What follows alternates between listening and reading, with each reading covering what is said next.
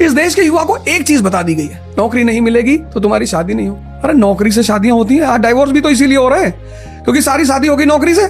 शादियां व्यक्ति से होती हैं, शक्ति से होती हैं। तो इस देश के माहौल को बदलना होगा। एक छोटा सा इंस्टेंस में बता दूं, 1853 में जापान गुलाम हो गया। पहला काम उन्होंने किया, जैसे वो गुलाम हुए 1757 में हम गुलाम हुए, 1857 तक हमें पता ही नहीं चला कि हम गुलाम है। गांधी जी को 1920 में जब उन्होंने कहा स्वराज, लोगों ने पूछा क्या?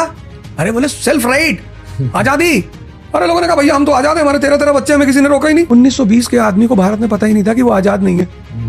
1920 और अब गुलाम हुआ, आज तक गुलाम है, पता ही नहीं इनको। कहते हैं हमें यहूदी परेशान कर रहे हैं। लेकिन 1853 में जापान गुलाम हुआ। जैसे ही गुलाम हुआ उन्होंने एक डेलीगेशन भेजा वेस्ट को, यामागाता डेलीगेशन, यामागाता वहां का समुराई था, तो डेलीगेशन भेजा। वो डेलीगेशन 14 साल वेस्ट में रहा। उन्होंने भेजा, कहा जाओ पता करो कि हम कमजोर क्यों हैं। और 14 साल बाद जब वो लोग वहां से लौट कर आए, डेलीगेशन लौट कर आए, तो उसने कहा साहब उनका एजुकेशन सिस्टम बड़ा जबरदस्त है साहब। बोले कैसा है? बोले रैशनलिज्म और ह्यूमनिज्म पे बेस्ड है सर।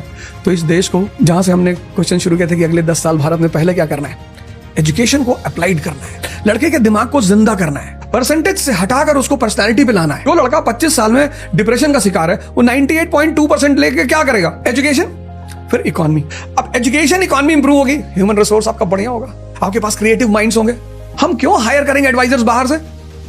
इंडिया को डेलीगेशन बाहर से आता बताने के लिए कि साहब आप अपनी सड़कें ऐसे बनाओ। हमारे बच्चे बचाने वाले नहीं है, लेकिन हमने उन्हें क्रिएटिव नहीं बनाया।